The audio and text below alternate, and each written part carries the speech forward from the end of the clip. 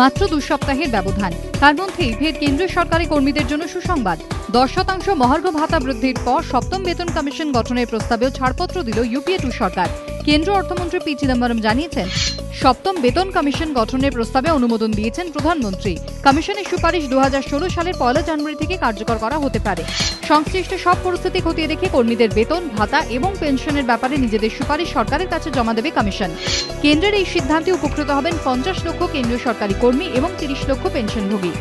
সাধারণত প্রতি 10 বছর অন্তর বেতন কমিশন গঠন করে কেন্দ্রীয় সরকার। ষষ্ঠ বেতন কমিশনের সুপারিশ কার্যকর হয় 2006 সালের 1 জানুয়ারি থেকে।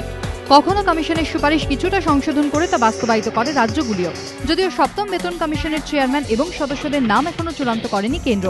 চিদম্বরম জানিয়েছেন, খুব দ্রুত শেষ হবে বাকি প্রক্রিয়া। রাজনৈতিক মহলের ব্যাখ্যা, নভেম্বরেই অনুষ্ঠিত হবে 5 রাজ্যের বিধানসভা নির্বাচন। বছর পেরোলেই লোকসভা। এই নির্বাচনী হিসেব নিকেশ থেকেই কেন্দ্রীয় সরকারি কর্মচারীদের জন্য ইউপিএ সরকারের এই জনমোহিনী পদক্ষেপ বলে মনে করছেন রাজনৈতিক পর্যবেক্ষকরা। এবিপি আনন্দ।